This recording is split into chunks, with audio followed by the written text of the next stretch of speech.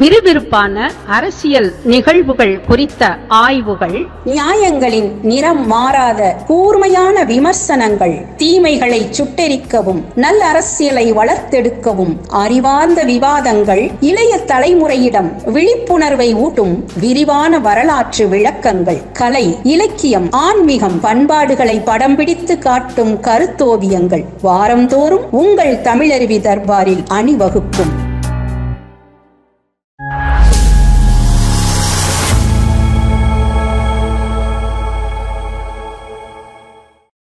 நெஞ்சு பொறுக்குதில்லையே நிகழ்ச்சிக்காக தமிழருவி தர்பார் நேயர்களை மீண்டும் சந்திப்பதில் மகிழ்ச்சியும் வணக்கமும். ஐயா தமிழருவி மணியன் அவர்கள் நமது அரங்கத்திற்கு வந்திருக்கிறார். ஐயா வணக்கங்க. ஐயா வணக்கம் குமரையா. ஐயா வழக்கம் போல் நடப்பு அரசியல் குறித்து சில கேள்விகள், அது குறித்து உங்கள் கருத்துக்களை அறிய விருப்பம். ஐயா சொல்லுங்க. ஐயா முதல் கேள்வி அதிமுக பாஜக தேர்தல் கூட்டணி பற்றி. அதிமுக தலைமையில் தனித்து ஆட்சி, கூட்டணி ஆட்சி கிடையாது என்று எடப்பாடி பழனிசாமி அவர்கள் தெரிவித்துள்ளார். இதை பார்க்கையில் இந்த அதிமுக பாஜக கூட்டணி தேர்தல் வரை வெற்றிகரமாக தொடருமா? நீங்கள் என்ன நினைக்கிறீர்கள் ஐயா?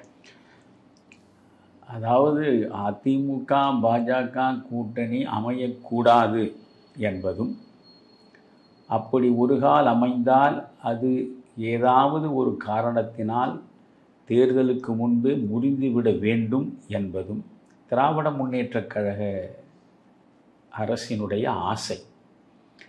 எனவே திராவிட முன்னேற்றக் கழகமும் திராவிட முன்னேற்றக் கழகத்தை தூக்கி பிடிக்கக்கூடிய ஊடகங்களும் எப்படியாவது அதிமுக பாஜகவுக்கு இடையே முரண்பாடுகளை பெரிதாக்கி அவர்களுக்கு இடையே இப்பொழுது உருவாகி இருக்கின்ற நல்லுறவை கெடுத்து ஒரு வழியாக முடித்துவிட வேண்டும் என்றுதான் அவர்கள் நினைப்பார்கள்.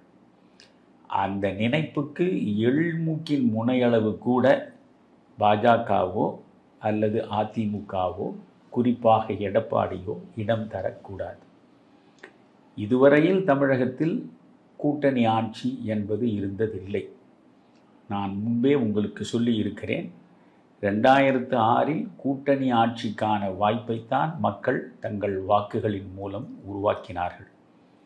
ஆனால் மானமற்ற காங்கிரஸ்காரர்கள் 34 தொகுதிகளில் அவர்கள் வெற்றியை பெற்றிருந்தாலும் ஒரு மைனாரிட்டி அரசை தாங்கி பிடிக்கும் தூண்களாக இருந்து சில சலுகைகளையும் சில சுகங்களையும் அனுபவித்ததன் மூலமாக அந்த கூட்டணி அரசு என்பது இயலாமல் போயிற்று. இல்லையென்றால் காங்கிரஸ் 1967 இழந்த அதிகாரத்தை 2006 நிச்சயமாக முற்றுரிமை கொண்ட அதிகாரம் என்று இல்லை என்றாலும் ஆட்சியில் பங்கு என்கிற அளவுக்கு அதிகார பகிர்வை அவர்கள் உருவாக்கி இருக்க முடியும். அதை அவர்கள் செய்ய தவறிவிட்டார்கள். இப்பொழுது நீங்கள் பார்த்தால் திமுக கழகமோ அதிமுக கழகமோ கூட்டணி ஆட்சி நடத்தி பழகியவர்கள் இல்லை. ஒற்றை ஆட்சியைத்தான் அவர்கள் எப்பொழுதும் நடத்தி இருக்கிறார்கள். அதனால் அதிமுக அடுத்த முறை 2026 வெற்றி பெற்று வந்தால் கூட்டணி இல்லாமல் நாம் தனியாகவே ஒரு ஆட்சியை நடத்த வேண்டும் என்று நினைப்பதற்கு வாய்ப்பு இருக்கிறது. ஆனால் அதே நேரத்தில் எடப்பாடி அவர்கள் சூழல் எப்படியெல்லாம் இருக்கிறது என்பதை தெளிவாக அறிந்தும் புரிந்தும் தேர்ந்தும் தெளிந்தும் தான் ஒரு முடிவுக்கு வர வேண்டும். இன்றைக்கு இருக்கக்கூடிய சூழலில் ஒரு வலிமையான கூட்டணியாக திராவிட முன்னேற்றக் கழகத்தின் பக்கம் அமைந்திருக்கிறது. பெயரளவில் நீங்கள் பார்த்தால் அது மக்கள் பார்வையில் ஒரு வலிமையான கூட்டணி. ஏனென்றால் தமிழ்நாட்டில் உள்ள ஓரளவு வாக்கு வங்கி இருக்கும் கட்சிகள் எல்லாம் திராவிட முன்னேற்றக் கழக கூட்டணியில் இருக்கின்றன. இந்த சூழலில் இப்பொழுது அதிமுக பாஜக இரண்டும் ஒரு கூட்டணியை உருவாக்குகிற முயற்சியில் ஈடுபட்டிருக்கின்றன. குறிப்பாக திராவிட முன்னேற்றக் கழகத்தை ஆட்சி நாற்காலியிலிருந்து அகற்றிவிட வேண்டும் என்கிற நினைப்பும் முனைப்பும் பாஜகவுக்கு இருக்கிறது, பாஜகவின் தலைமைக்கு இருக்கிறது. அதனால்தான் அமித்ஷா அவர்கள் எடப்பாடியை நோக்கி வருகிறார். எடப்பாடியை நோக்கி சென்னைக்கு வந்து இந்த கூட்டை அவர் உறுதிப்படுத்துகிறார். எடப்பாடியின் வீட்டுக்கும் அவராகவே செல்கிறார். எடப்பாடியின் வீட்டிற்கு சென்று அவரோடு விருந்துண்டு அவர் மீனம்பாக்கம் விமான நிலையத்தில் புறப்பட்டார் என்கிற பொழுது இந்த கூட்டணி எவ்வளவு உறுதியாக இருக்க வேண்டும் என்பதில் அமித்ஷாவுக்கும் மோடிக்கும் பாஜகவுக்கும் ஒரு நிலைப்பாடு இருக்கிறது என்பதை நம்மால் புரிந்து கொள்ள முடியும். அதிமுகவுக்கு அந்த உறுதிப்பாடு இருக்கிறதா? அதிமுகவுக்கு வேறு வழி கிடையாது. நான் என்ன சொல்கிறேன், ஏற்கனவே சொல்லி இருக்கிறேன், திராவிட முன்னேற்றக் கழக கூட்டணிக்கு எதிராக ஒரு வலிமையான கூட்டணியை அமைக்க வேண்டும் என்றால் அதிமுக ஒன்று பாஜகவின் பக்கம் முகத்தை திருப்ப வேண்டும், அல்லது விஜய் பக்கம் அவர்கள் திரும்பி பார்க்க வேண்டும். விஜய் பக்கம் அவர்கள் திரும்பி பார்த்தார்கள். ஆனால் விஜய் வைத்த நிபந்தனைகள் மிக அதிகமாக இருந்ததனால் அவற்றை நிறைவேற்றக்கூடிய சாத்தியம் இல்லை என்ற நிலையில்தான் எடப்பாடி அவர்கள் பாஜகவின் பக்கம் நகர்ந்தார். பாஜகவை பொறுத்தவரையில் ஒரே ஒரு ஆப்ஷன் தான் அவர்களுக்கு இருப்பது. ஒன்று, பாஜகவின் தலைமையில் உதிரி கட்சிகளை எல்லாம் ஒன்றாக இணைத்து ஒரு கூட்டணியை அமைத்து படுதோல்வியை சந்திப்பது. அதன் மூலம் திராவிட முன்னேற்றக் கழகம் மீண்டும் ஆட்சிக்கு வருவதற்கு துணையாக இருப்பது. அப்படி ஒரு நிலை ஏற்பட்டுவிடக்கூடாது என்பதற்காகத்தான் அமித்ஷா அவர்கள் இதில் உறுதியாக இருக்கிறார், மோடியும் உறுதியாக இருக்கிறார். அதனால் அவர்கள் எப்படியும் முயன்று அதிமுகவோடு கூட்டணியை வலுப்படுத்தவும் பிற கட்சிகளை இந்த கூட்டணிக்குள் கொண்டு வந்து சேர்க்கவும் தான் பார்ப்பார்கள். எடப்பாடியும் சூழ்நிலைகளை எல்லாம் யோசித்து அவர் நல்ல நிலையில் இந்த கூட்டணியை வலுப்படுத்துகிற சூழலை உருவாக்க வேண்டும். நான் என்ன சொல்கிறேன், முதலில் எடப்பாடி அவர்கள் கொஞ்சம் விட்டு கொடுக்க வேண்டும். இருந்த இடத்திலேயே நான் இருப்பேன், இம்மியளவும் நான் விட்டு கொடுக்க மாட்டேன் என்று சொன்னால் அது சரியாகாது. வளைந்து கொடுப்பவன் தான் வாழத் தெரிந்தவன். வளைவதற்கு மறுப்பவன் முறிந்து விழுவானே தவிர அவன் நிமிர்ந்து வாழ்வதற்கான வாய்ப்பு கிடையாது. அதனால் வளைந்து கொடுக்க வேண்டும். அப்படி வளைந்து கொடுப்பதனாலே தான் நாக்கு நீண்ட ஆயுளை பெற்றிருக்கிறது. வளையாமல் உறுதியாக இருப்பதனாலே தான் பற்கள் முதலிலேயே விழுந்து விடுகின்றன. இது டோயிசம் சொல்லுகிற தத்துவம். இதையெல்லாம் எடப்பாடி புரிந்து கொள்ள வேண்டும். அதனால் அவர் முதலில் செய்ய வேண்டியது, நான் திரும்ப திரும்ப திரும்ப எடப்பாடி அவர்களுக்கு சொல்ல விரும்புவது இவற்றைத்தான். எடப்பாடி அவர்கள் முதலில் செய்ய வேண்டியது அண்ணா திராவிட முன்னேற்றக் கழகத்தை கட்டுக்கோப்பாக வைத்திருப்பது தான்.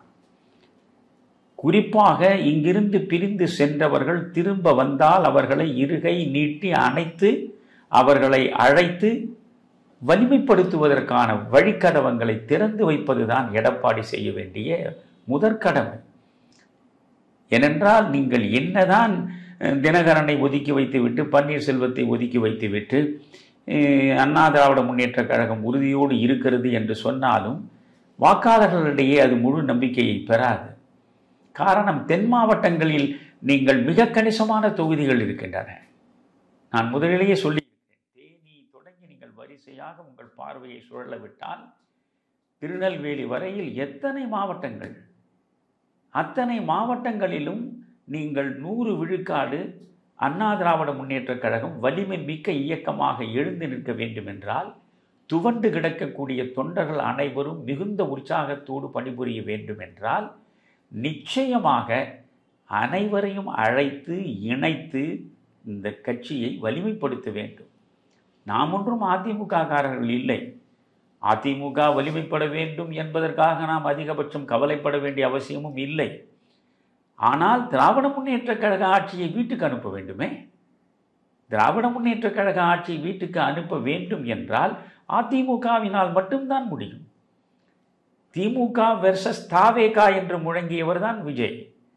ஆனால் அதிமுக பாஜக கூட்டணி என்ற ஒன்று உருவாகிவிட்ட நிலையில் இன்றைக்கு தாவேகா பொருத்தப்பாடற்ற இடத்தில் போய் சேர்ந்து விட்டது. இப்பொழுது புரிகிறது விஜய்க்கு, உண்மையான போட்டி என்பது திமுகவுக்கும் அதிமுகவுக்கும் தான். நாம் வந்தவுடனே அதிமுகவை புறம் தள்ளிவிட்டு அந்த இடத்தில் வலிமையாக நிற்க முடியாது என்பதை இப்பொழுது விஜய் புரிந்து கொண்டிருக்கிறார். அதனால் முதலில் அதிமுக வலிமை மிக்க கட்சியாக மக்களுடைய பார்வையில் பட வேண்டுமென்றால் இருக்கக்கூடிய மனிதர்கள் அனைவரும் ஒன்றாக இணைய வேண்டும். இப்பொழுது நீங்கள் இப்படி பாருங்கள், உட்கட்சி விவகாரத்தில் நாங்கள் தலையை நீட்ட மாட்டோம் என்று பெருந்தன்மையாக சொல்லிவிட்டார் அமித்ஷா. அதற்காக அவர் பன்னீர்செல்வத்தையோ தினகரனையோ சசிகலா போன்றவர்களையோ கைவிட்டு விடப் போவது கிடையாது. அவர்களுடைய நினைப்பு என்னவென்றால், எடப்பாடியிடமிருந்து கணிசமான தொகுதிகளை பெற்று அந்த தொகுதிகளில் சிலவற்றை பன்னீர்செல்வத்திற்கும் தினகரனுக்கும் கொடுக்கலாம் என்று நினைக்கிறார்கள். ஆனால் அது முழு வெற்றியை தராது. நீங்கள் பன்னீர்செல்வமும் தினகரனும் அதிமுகவில் இல்லாமல் நீங்கள் அதிமுகவினுடைய கூட்டணியில் அவர்கள் பாஜகவின் தயவில் வேட்பாளர்களாக நிற்கிற பொழுது அந்த இடங்களில் எப்படி அதிமுக தொண்டர்கள் ஒன்றிணைந்து செயல்படுவார்கள் என்பதை முதலில் எடப்பாடி யோசிக்க வேண்டும். தென் மாவட்டங்கள் அனைத்தையும் நீங்கள் தொண்டர்கள் அடிப்படையில் ஒருங்கிணைக்க வேண்டும் என்றால், ஒரு பக்கம் தினகரன், ஒரு பக்கம் பன்னீர்செல்வம், அவர்கள் பிஜேபியோடு கூட்டணி, இந்த பிஜேபியோடு அதிமுக கூட்டணி என்ற கணக்கெல்லாம் எடுபடாது. அதனால் எடப்பாடி செய்ய வேண்டிய முதல் காரியம் கசப்புகளை எல்லாம் மறந்துவிட்டு, நான் ஏற்கனவே பல விவகாரங்களை வெளிப்படையாக சொல்லி இருக்கிறேன். எத்தனையோ விமர்சனங்கள் ஒருவருக்கு எதிராக ஒருவர் எல்லை மீறி வைத்து அதற்கு பிறகு தோளோடு தோள் உரச அவர்கள் நின்ற காட்சிகளை எல்லாம் இந்த நாட்டின் அரசியல் இந்தியா முழுவதும் கண்டிருக்கிறது. காளிமுத்துவை பற்றியெல்லாம் குறிப்பிட்ட காளிமுத்து மட்டுமல்ல, இந்தியா முழுவதுமே கண்டிருக்கிறது. புரிகிறதா? நிதிஷ்குமார் மோடி வரையில் நீங்கள் நீண்டு கொண்டே போகலாம். அதனால் நான் என்ன சொல்கிறேன், இந்த கசப்பை துறந்துவிட்டு முதலில் அண்ணா திராவிட முன்னேற்ற கழகம் வலிமை மிக்க ஒரு கட்சியாக உருப்பெற வேண்டும். அடுத்தது, பாரதிய ஜனதா கட்சியோடு எவ்வளவு தொகுதிகளை தருவது என்பதை முதலிலேயே அவர்கள் பேசி ஒரு நிலையான சூழலை உருவாக்கி கொள்ள வேண்டும். ஏனென்றால் இந்த ஐயப்பாடு நீடித்து கொண்டே போனால் உண்மையில் பாரதிய ஜனதா கட்சிக்கும் அண்ணா திராவிட முன்னேற்ற கழகத்திற்கும் தேர்தல் களத்தில் அந்த தொண்டர்களிடையே இணைப்பு இருக்க, பாரதிய ஜனதா கட்சியின் வேட்பாளர்களுக்கு முழுமையாக அதிமுக தொண்டர்கள் மனமுவந்து பணியாற்றி வெற்றியை தேடி தருவார்கள் என்று நான் நம்பவில்லை. நிச்சயமாக நான் நம்பவில்லை. அதனால்தான் நான் சொல்கிறேன், அதிமுக அதிகமான தொகுதிகளில் நிற்க வேண்டும், திமுகவை வீழ்த்த வேண்டும் என்பதுதான் பாஜகவினுடைய உண்மையான நோக்கம் என்றால், பாஜக தன் தகுதிக்கு ஏற்ப இடங்களை பெற்று திருப்தி அடைய வேண்டும். எல்லை மீறி நீங்கள் இடங்களை பெற்று அந்த இடங்களிலெல்லாம் நீங்கள் நிற்பது என்று முடிவெடுக்கிற நிலையில் எடப்பாடி நிர்பந்தத்துக்கு உள்ளாகி நீங்கள் கேட்கிற அவ்வளவு தொகுதிகளையும் கொடுப்பது என்ற நிலையில் என்ன நடக்கும்? 2011 திரும்ப நடக்கும்.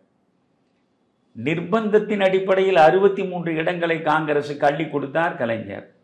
ஆனால் அவர்கள் 5 இடங்களில் தான் வெற்றி பெற்றார்கள். காரணம் என்ன? நிர்பந்தத்தின் மூலமாகத்தான் இந்த தொகுதிகளை கலைஞர் இழக்க வேண்டி இருந்தது என்று கழக கண்மணிகள் நினைத்தார்கள்.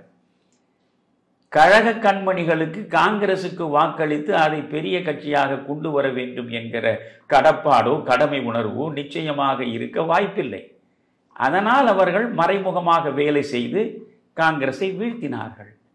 அதே மனோநிலை அதிமுகவுக்கு வந்தால் என்ன நடக்கும்? இவ்வளவு தொகுதிகளை நீங்கள் பெற்றிருக்கிறீர்கள், நாங்கள் வெற்றி பெறக்கூடிய வாய்ப்புள்ள தொகுதிகளை எல்லாம் உங்களிடம் தாரை வார்த்துவிட்டு உங்கள் வெற்றிக்கு நாங்கள் உழைக்க வேண்டுமா என்று நினைத்து அவர்கள் வீட்டில் படுத்து விட்டால் கூட்டணி வெற்றி பெறுவதற்கான வாய்ப்பில்லை. இவையெல்லாம் நடக்கும் என்றுதான் ஸ்டாலின் அவர்கள் நம்புகிறார். இவையெல்லாம் நடக்கும், இவையெல்லாம் நடக்கிற நிலையில் உண்மையில் வெற்றி நமக்கு கிடைக்கும் என்று ஸ்டாலின் மிக உறுதியாக இருக்கிறார். அதனால் முதலில் எடப்பாடி செய்ய வேண்டியது தன் கட்சியை முழுமையாக பேசி பேசி பேசி உரையாடல்களின் மூலம் முரண்பாடுகளை முற்றாக புறம் தள்ளிவிட்டு இணக்கமான சூழலில் அதிமுகவை கொண்டு வந்து நிறுத்த வேண்டும். அடுத்து இப்பொழுதே பாஜகவிடம் மனம் திறந்து பேசி, உள்ள நிலைமை இதுதான், நீங்கள் ஆசைப்படுகிறார் போல் மிக அதிகமான இடங்களை நீங்கள் பெற்றால், சென்ற முறை நீங்கள் 20 தொகுதிகளில் நின்றீர்கள், இப்பொழுது நீங்கள் ஒரு 30 தொகுதிகளில் நிற்பது என்று சொன்னால் அதில் ஒன்றும் பெரிய பிரச்சனை இல்லை. ஒரு 30 தொகுதி அல்லது 18 விழுக்காடு வாக்குகள் என்று அவர்கள் பெற்றிருக்கிறார்கள். அதை அப்படியே வைத்துக்கொண்டு கணக்கு போட முடியாது. மோடி பிரதமராக மீண்டும் வர வேண்டும் என்று நினைத்தவர்கள் வாக்கும் அதிலே இருக்கும், கூட்டணி கட்சிகளுடைய வாக்குகளும் அதிலே இருக்கும், திராவிட முன்னேற்ற கழகத்திற்கு எதிரான மனோநிலை உள்ளவருடைய வாக்குகளும் அதிலே இருக்கும். ஆனால் அப்பொழுது நீங்கள் பார்த்தால் அங்கே விஜய் என்கிற ஒரு புதிய பிளவு சக்தி இல்லை, வாக்குகளை பிளவுக்கிற பிளவு சக்தி இல்லாத சூழல். எனவே அதை கணக்கில் இப்பொழுது நீங்கள் வைத்துக் கொள்ள முடியாது. ஏனென்றால் 2024 விஜய் களத்திற்கு வரவில்லை, நாடாளுமன்ற தேர்தலுக்கு வரவில்லை. இதையெல்லாம் வைத்துக்கொண்டு நீங்கள் அந்த 18 விழுக்காடுக்கு இவ்வளவு வேண்டும் என்று கேட்டால், நீங்கள் 100க்கு 18 என்றால் அப்பொழுது 200க்கு 36, 234க்கு நீங்கள் ஒரு 9, 45 இடங்கள் என்று கேட்டால் அது தகுதியின் அடிப்படையில் கேட்டதாகத்தான் பொருள். ஆனால் அந்த 45 இடங்களும் எப்படி 18 விழுக்காடு கூட்டணிகளின் அடிப்படையில் கிடைத்த வாக்குகள் தான். உங்களுக்கு கிடைத்தது 12 விழுக்காடு வாக்குகள். 12 விழுக்காடு என்றால் 12 200க்கு 24, இன்னொரு 34க்கு ஒரு 6 என்று வைத்தால் 30 தொகுதி. அதைத்தான் நான் சொல்கிறேன். நான் பாஜகவிடம் இதை சொல்வது பாஜகவின் நன்மைக்காகவும் சொல்கிறேன். பாஜக 30 தொகுதிகளை பெற்று அதில் அது நிறைவடைய வேண்டும். மற்ற தொகுதிகளை வழங்கக்கூடிய இடத்திலிருந்து அது விடுபட வேண்டும். அப்பொழுதுதான் இது அதிமுகவின் தலைமையில் உள்ள கூட்டணி, ஆளப்போவது அதிமுக தான்.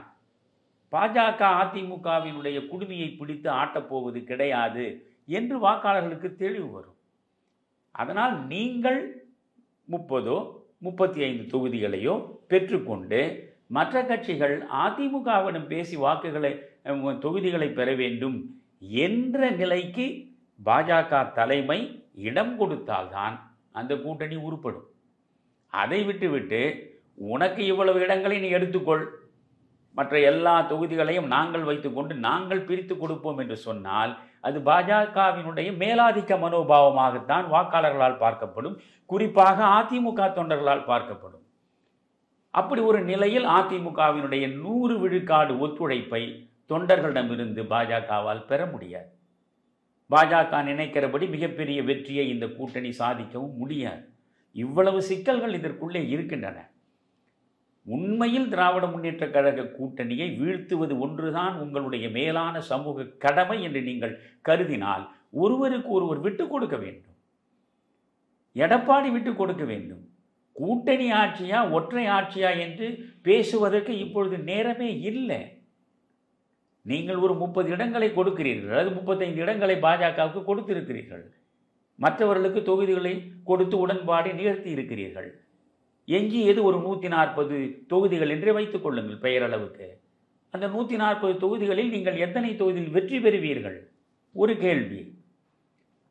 இந்த கூட்டணியில் இடம்பெற்ற மற்ற கட்சிகள் எல்லாம் எத்தனை தொகுதியில் வெற்றி பெறுவார்கள்? இன்னொரு கேள்வி. நீங்கள் தனியாகவே வெற்றி பெற்று ஆட்சி அமைக்கக்கூடிய அளவுக்கு வாக்காளர்கள் உங்கள் பின்னால் நிற்கிறார்களா? அல்லது நீங்கள் தனியாக நிற்பதற்கு நாங்கள் உங்களுக்கு இடம் தர தயாராக இல்லை, இந்த முறை கூட்டணி ஆட்சி தான் அமைந்தாக வேண்டும் என்று வாக்காளர்கள் நினைத்து உங்கள் கூட்டணிக்கு பெருவெற்றியை தந்திருந்தால், நீங்கள் எல்லா கூட்டணியையும் பெற்றிருக்கக்கூடிய தொகுதிகளை, வெற்றி பெற்ற தொகுதிகளை ஒன்றாக சேர்த்தால் தான் ஆட்சி அமைக்க முடியும் என்ற நிலை வந்தால் அப்பொழுது நீங்கள் கூட்டணி ஆட்சி அமைத்துத்தானே தீர வேண்டும். தனியாக வந்தாலும் கூட்டணியில் இடம்பெற்றவர்களுக்கு இடம் தருவோம் என்று சொல்லுவது ரொம்ப உத்தமமான செயல். ஏனென்றால் கூடி உழைத்திருக்கிறீர்கள். இது ஒருவர் மட்டுமே உழைத்து பெறுகிற வெற்றி அல்ல. உங்களுக்காக அவர்கள் உழைத்திருக்கிறார்கள், அவர்களுக்காக நீங்கள் உழைத்திருக்கிறீர்கள். இந்த கூட்டணியில் இடம்பெற்றிருக்கிற ஒவ்வொரு கட்சியும் சேர்ந்து ஒட்டுமொத்தமாக வெற்றிக்கு உழைத்திருக்கிறார்கள் என்கிற பொழுது நீங்கள் தனிப்பெரும்பான்மையை பெற்றிருந்தாலும் கூட, ஐயா நாங்கள் தனிப்பெரும்பான்மையை பெற்றோம், எப்படி ஜோதிபாசு அவர்கள் தனிப்பெரும்பான்மையை பெற்றாலும் கூட்டணி கட்சிகளுக்கு இடம் கொடுத்தார், மோடியே செய்திருக்கிறாரே. இப்பொழுது மோடி 240 இடங்களாக சுருங்கிவிட்டார்.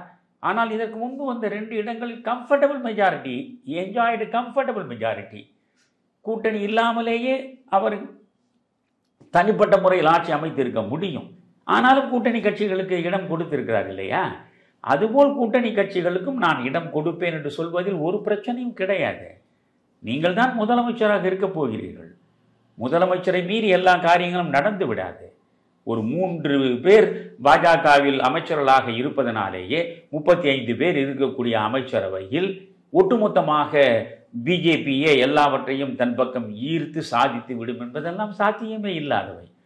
அதனால் முதலில் எடப்பாடி இப்பொழுது இந்த பத்திரிகையாளர்களை அடிக்கடி சந்திப்பதை தவிர்க்க வேண்டும். இது மிக முக்கியமானது. என்றைக்காவது மோடி சந்திக்கிறாரா பார்த்தீர்களா? என்றைக்காவது ஜெயலலிதா அடிக்கடி சந்தித்திருக்கிறாரா பார்த்தீர்களா? என்றால் அப்பொழுதெல்லாம் ஊடகங்கள் நடுநிலையில் பெரும்பான்மையான ஊடகங்கள் இருந்தன. ஆனால் இப்பொழுது ஊடகங்கள் அனைத்துமே விலை பேசி வாங்கப்பட்டு விட்டன. அதிலும் குறிப்பாக சேட்டலைட் ஊடகங்கள் என்று பார்த்தால் அவர்களுக்கு அரசு பணத்தில் விளம்பரங்களை கோடிக்கணக்கில் அள்ளி அள்ளி கொடுத்தே. சமீபத்தில் ஒரு பட்டியலை நான் பார்த்தேன். பாலிமர் தொலைக்காட்சியிலிருந்து ஒவ்வொரு தொலைக்காட்சிக்கும் போதைப் பொருளுக்கு எதிராக ஒரு இயக்கம் நடத்துவது என்று திமுக முடிவெடுத்து அந்த போதைப் பொருள் இயக்கத்திற்கு ஆதரவான விளம்பரங்களை கொடுக்க வேண்டும் என்ற போர்வையில் ஏறக்குறைய 4 கோடி ரூபாயை அள்ளி கொடுத்திருக்கிறது இந்த அரசு. அதில் ஒவ்வொரு ஊடகத்திற்கும் 80 லட்சம் ரூபாய், 40 லட்சம் ரூபாய், 60 லட்சம் ரூபாய் என்று கொடுத்திருக்கிறது. இந்த ஒன்றிலேயே இவ்வளவு தூரம் கொடுத்திருக்கிறது என்றால் இது வரிசையா, இது அரசு பணம். அரசு பணத்தை ஏதோ ஒரு போதையற்ற ஒரு சமுதாயத்தை சமைப்பதற்காக எடுக்கக்கூடிய முயற்சியில் ஊடகங்களின் துணையை பெறுவதற்காக கொடுத்தது போல ஒரு போர்வையில் இந்த பணத்தை அள்ளி இறைக்கிறது. அது அல்லாமல் அது குவித்து வைத்திருக்கக்கூடிய பணத்தையும் பல சமூக ஊடகங்களுக்கு அது கொடுக்கிறது, தன் பக்கம் இழுப்பதற்கு பார்க்கிறது. எனவே இந்த சூழலில் இன்றைக்கு ஊடகங்கள் நேர்மையாக இல்லை.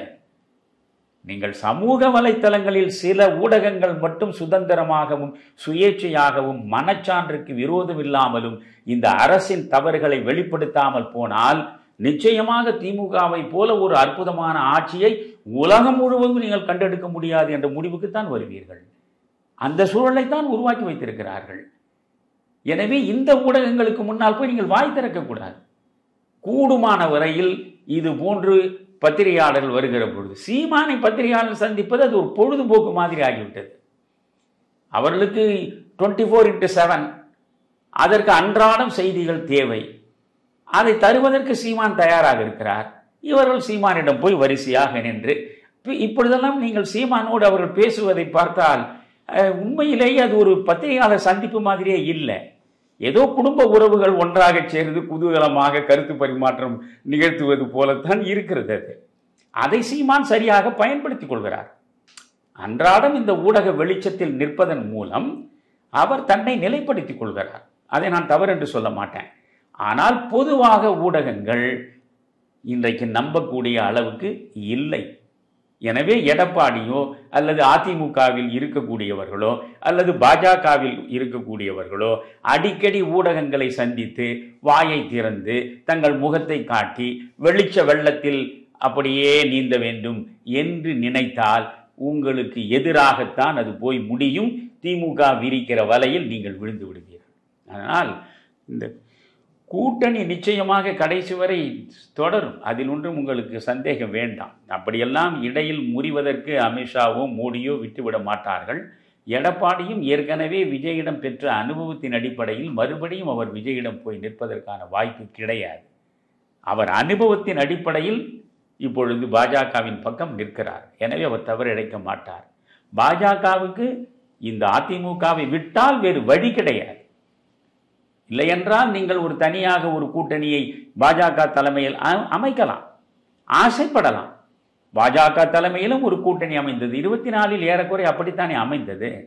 ஆனால் அந்த கூட்டணி என்ன ஆயிற்று யோசிக்க வேண்டும். அதனால கூடுமான வரை இந்த திமுக வெட்டுகிற பள்ளத்தில் விழுந்து விடாமல், திமுகவை சார்ந்திருக்கிற ஊடகங்கள் அன்றாடம் விரிக்கக்கூடிய வலைகளில் சிக்கி விடாமல் மிகவும் ஜாக்கிரதையோ மிகவும் விழிப்புணர்வோடு அதிமுக ஒரு பக்கமும் பாஜக மறுபக்கமும் இந்த கூட்டணியை வலுப்படுத்துகிற அடிப்படையில் அடியடியாக எடுத்து வைத்து முன்னேற வேண்டும் என்பதைத்தான் என்னால் சொல்ல முடியும்.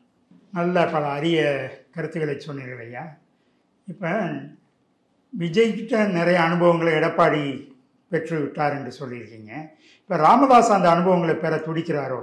விஜயும் ராமதாசும் கூட்டணியில் இணைவார்கள் என்ற போல ஒரு செய்தி வருகிறதே, நீங்கள் எப்படி பார்க்கிறீர்கள்?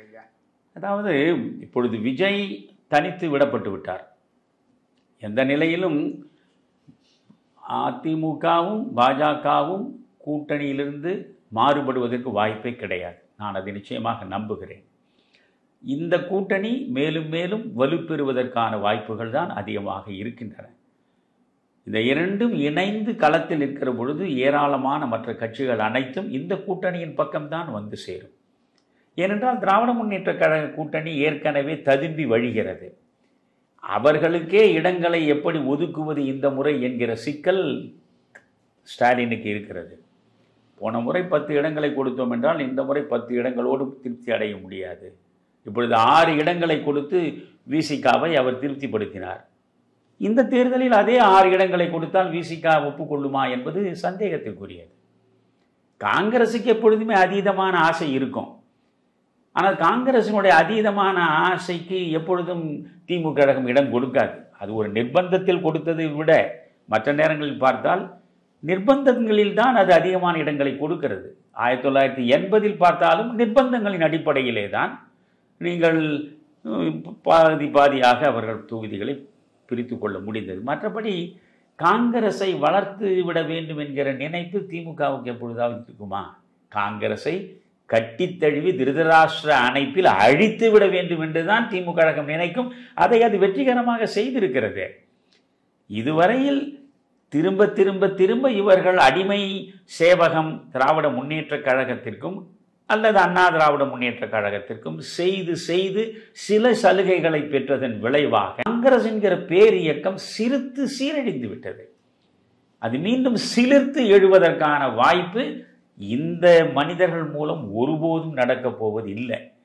ஆக அங்கேயே தொகுதி உடன்பாடு என்று வருகிற பொழுது சுமூகமான சூழல் இருக்காது. அங்கேயும் பலவிதமான எதிர்ப்புகள், முணுமுணுப்புகள், அதிருப்திகள் அனைத்தும் நிகழும். இங்கே விஜயை பொறுத்தவரையில் அவர் இப்பொழுது தனிமைப்பட்டு விட்டார். ஒரு பக்கம் திமுகவுடைய கூட்டணி, அது முழுமை பெற்ற கூட்டணி, நிறைய கட்சிகள் உள்ள கூட்டணி, புதிதாக வருபவர்களுக்கு இடம் இல்லை.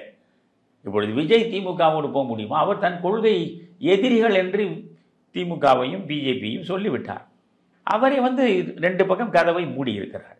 அப்படி மீதி இருந்தது அதிமுக. அதிமுகவிடம் அவருடைய அதீத ஆசையினால் அந்த கூட்டணி நிறைவேற முடியாத நிலைக்கு அவரே தள்ளிவிட்டார். இப்பொழுது எஞ்சி இருப்பது பாமக. பாமக எப்பொழுதுமே கடைசி நிமிடம் வரை 2 திராவிட கட்சிகளையே ஊசலாட்டத்தில் விட்டு வேடிக்கை பார்க்கக்கூடிய கட்சி அது.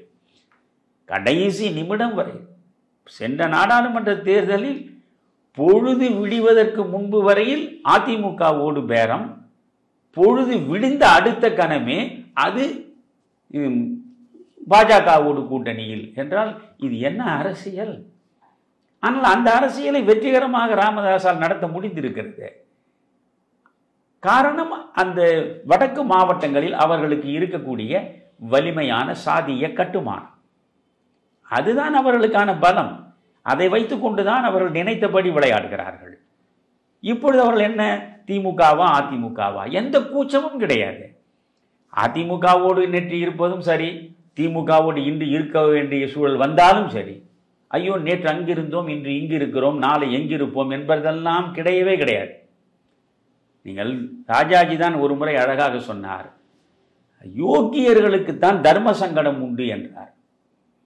அதனால் தர்ம சங்கடமே இல்லாமல் இவர்களெல்லாம் பழகிவிட்டவர்கள். நான் கடுமையான விமர்சனங்களை வைக்க விரும்பவில்லை. ஆனால் கொஞ்சமாவது இந்த நிலைப்பாட்டில் அவர்கள் மக்கள் பார்க்கிறார்கள் இல்லையா? இப்பொழுது ராமதாஸ் விஜய் வருகிற பொழுதே விஜய்க்கு வேறு வழி கிடையாது. அதனால் அவர் பாமகவை இழுப்பதன் மூலம் வடக்கு மாவட்டங்களில் ஒரு வலிமையான கூட்டணியை உருவாக்கி கொள்ள முடியும் என்று காயை நகர்த்தலாம். அப்படி காயை நகர்த்தினால் நீங்கள் தேச நலனில் நாட்டம் இருந்தால், உண்மையில் தமிழ்நாட்டின் நலனில் நாட்டம் இருந்தால், திராவிட முன்னேற்ற கழக ஆட்சியை அகற்ற வேண்டும் என்கிற நினைப்பு தானே உங்கள் மனதில் முதலில் நிழலாட வேண்டும். மருத்துவர் ராமதாஸ் ஐயா அவர்கள் அதைத்தானே முதலில் சிந்திக்க வேண்டும். அப்படி சிந்திக்கிற பொழுது இவர்களுக்கு இருக்கக்கூடிய வாக்கு வங்கி என்ன? அதிகபட்சம் 5 விழுக்காடு. விஜய்க்கு என்ன வாக்கு வங்கி இருக்கிறது என்று இன்று வரை தெரியவில்லை. சரி, விஜய்க்கு அதிகபட்சம் ஒரு 15 விழுக்காடு வாக்கு வங்கி இருப்பதாக வைத்துக் கொள்ளுங்கள்.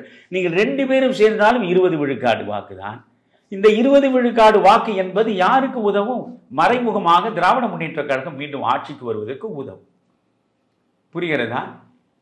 எனவே இந்த 3வது ஒரு கூட்டணியை நீங்கள் உருவாக்குகிற பொழுதே நீங்கள் திமுக மீண்டும் ஆட்சிக்கு வருவதற்கு உதவி செய்கிறீர்கள் என்பதுதான் மறைமுகமான பொருள். அதனால் இப்பொழுது மருத்துவர் ராமதாஸ் முன்னால் இருக்கக்கூடிய ஒரே கேள்வி, தன் மகன் அன்புமணி முதலமைச்சராக வேண்டும் என்பதை கடந்து அவருடைய ஆசை எதுவும் இல்லை. எப்படி கலைஞர் ஸ்டாலினை கொண்டு வர வேண்டும் என்று நினைத்தார், ஆனால் அவர் முதல்வராக இருந்த கடைசி தருணம் வரையில் இவரை துணை முதல்வர் அளவுக்கு தான் வைத்திருந்தாரே தவிர, அந்த கட்சியிலேயே கொஞ்ச காலம் நீங்கள் ஓய்வு எடுத்துக்கொண்டு உங்கள் கண் முன்னாலேயே ஸ்டாலின் முதல்வராக இருக்கட்டுமே என்று சொன்ன பொழுது கூட அதை ஏற்றுக்கொள்ளவில்லை அவர். ஏனென்றால் அவருக்கு கட்சியினருடைய மனோபாவம் தெரியும். இவர் முதல்வர் என்று இருக்கிற வரைதான் இவருடைய படத்தை பெரிதாக போடுவான், ஸ்டாலினுடைய படத்தை சிறிதாக போடுவான். ஸ்டாலின் முதல்வர் என்றால் இவர் இருக்கிற காலத்திலேயே மிகப்பெரிய படமாக ஸ்டாலின் வந்து விடுவார், அதில் ஸ்டாம்ப் சைஸுக்கு கலைஞர் வந்து விடுவார். இப்பொழுதே அவர் ஸ்டாம்ப் சைஸில் தானே இருக்கிறார். இப்போ அண்ணாவெல்லாம் எங்கே இருக்கிறார்? அப்படியே அவருடைய வடிவம் சுருங்கி கொண்டே வந்து ஒரு கட்டத்தில் காணாமல் போய்விடும். இதை மிக நன்றாக அறிந்தவர் கலைஞர். ஆனால் கடைசி வரை அவர் தன்னுடைய மகனுக்கு இறுதி மூச்சு உள்ளவரை அந்த வாய்ப்பை வழங்க அவர் தயாராக இல்லை. இருந்தாலும் அவர் ஆசை அவருக்கு பிறகு முதல்வராக வேண்டும் ஸ்டாலின் என்று நினைத்தார்.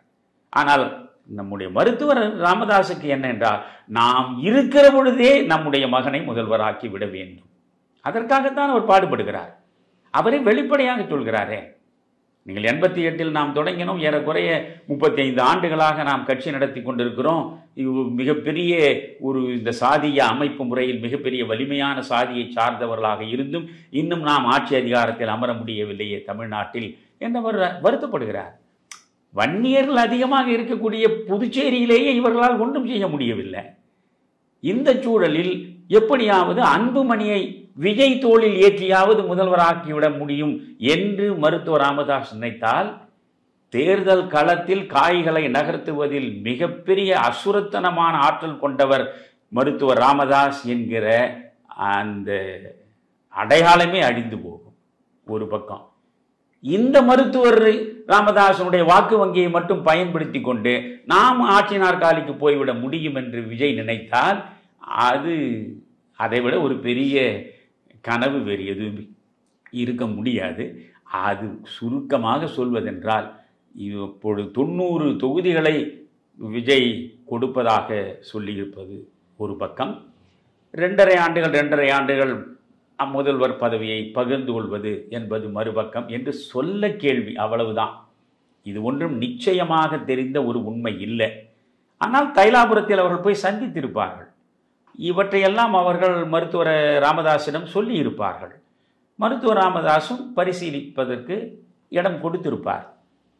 அது என்னென்ன 2.5 ஆண்டு என்றாலும் கூட முதல் 2.5 ஆண்டு அன்புமணியாக இருக்க வேண்டும் என்று தான் அவர் நிபந்தனை விதிப்பார்.